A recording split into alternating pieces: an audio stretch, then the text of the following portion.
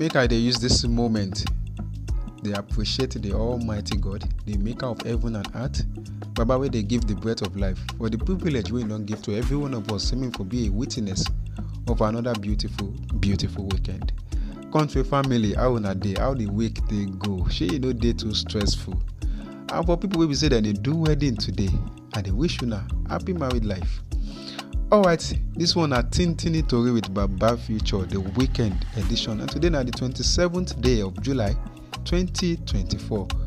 Una no forget say na for here we go dey give you plenty informate, stories and matter and news. Wetin don shele from Monday go reach Friday even till this very morning. Informate don plenty, informate boku for here. If you don ready, myself I pack am come for una enjoyment, for una listening pleasure.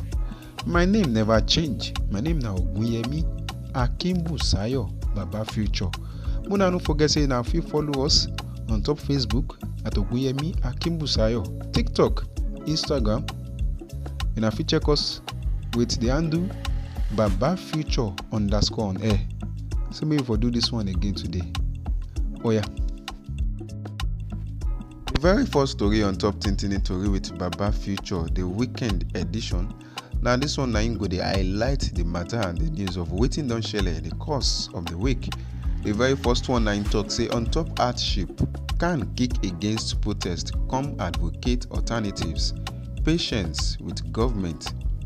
The Christian Association of Nigeria, CAN, don appeal to Nigerians wey dey vex say rather than protest, say make dem consider alternative means to take express dem grievances.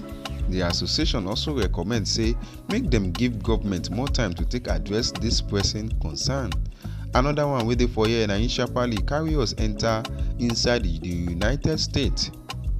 This one talk say Joe Biden don endorse Kamala Harris as Democratic presidential nominee as im drop out of the race. This one na the full tori. US President Joe Biden don endorse Vice President Kamala Harris as Democratic presidential nominee as im drop out of the race on Sunday 21st July. Biden say ending im re-election campaign dey in the best interest of my party and the country. Another one wey tanda for here na im talk say why federal government no want protest. The Minister of Information and National Orientation, Mohammed Idris, bin explain for Wednesday sake of why the federal government bin oppose the planned protest over prevailing economic realities in Nigeria. Im talk say why Nigerians bin get constitutional right to protest, government dey aware say some people don dey plan to hijack the demonstration to cause kasala. Another one wey dey for here na im sharparly carry us enter inside Oyo State. The tori na im dey talk say Oyo plan fresh selection process for Alaafin. Fresh process on top the selection of new Alaafin of Oyo don commence, and crisis don dey shele on top the selection of the new paramount ruler after the kpai of Oba Lamidi Adeyemi for April 22, 2022. Na inside Oyo State we still tanda. Another tori wey dey for here na im dey talk say Makinde to proceed on 5-week vacation come transfer power to Lawal. The Oyo State Governor Seyi Makinde don write to the House of Assembly to dey seek approval for one 5-week annual vacation.